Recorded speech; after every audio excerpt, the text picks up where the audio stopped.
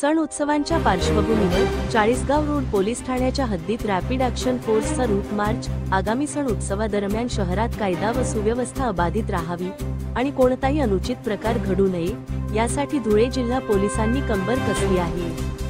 याच पार्श्वभूमीवर Chalisgaon road police ठाण्याच्या हद्दीतून मुख्य मार्गांवरून रॅपिड ॲक्शन फोर्सच्या जवानांचा रूट मार्च काढण्यात आला। चाळीसगाव रोड पोलीस ठाण्याचे पोलीस निरीक्षक सुरेश कुमार घुसर यांच्या नेतृत्वात या रूट मार्चचे आयोजन करण्यात आले होते। पोलीस अधीक्षक श्रीकांत दिवरे, अप्पर पोलीस अधीक्षक किशोर काळे आणि उपविभागीय पोलीस अधिकारी राजकुमार उपासे यांच्या मार्गदर्शनाखाली हा रूट मार्च संपन्न झाला। चाळीसगाव रोड पोलीस ठाण्यापासून सुरू झालेला हा route march unity circle, Chalisgaon road मार्ग, Jaishankar colony, Raatrani hotel chowk, Wadjai road आणि त्यानंतर 100 फुटी रोड अशा प्रमुख मार्गावरून मार्गक्रमण करत पुन्हा चाळीसगाव रोड पोलीस ठाण्यात येऊन त्याचा समारोप करण्यात आला। या रूट मार्च मध्ये रॅपिड ॲक्शन फोर्सचे जवान, चाळीसगाव रोड पोलीस ठाण्याचे पोलीस अधिकारी आणि कर्मचारी मोठ्या संख्येने सहभागी झाले होते।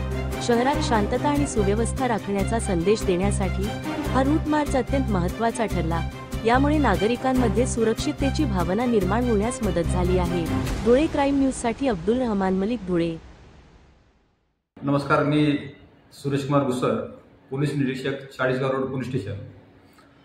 बकरी ईद निमित्त कायदा व सुव्यवस्था अबाधित राहावी, बकरी ईद शांततेत पार पाडावी म्हणून धुळे जिल्ह्याचे पोलीस अधीक्षक श्री दिवरे सर यांच्या आदेशाने आज चाळीसगाव रोड पोलीस स्टेशनच्या हद्दीमध्ये रॅपिड ॲक्शन फोर्सचे 35 जवान आणि पोलीस स्टेशनचे 20 आणि 4 अधिकारी आम्ही असं एक पूर्ण एरियामध्ये, जसं पोलीस स्टेशन मार्गे Jaishankar colony, Wadjai road, Maria cafe, 100 फुटी रोड या मार्गाने परत चाळीसगाव रोड पोलीस स्टेशन असं रूट मार्च घेण्यात आलेला आहे आणि लोकांना शांतीचा संदेश आम्ही दिलेला आहे।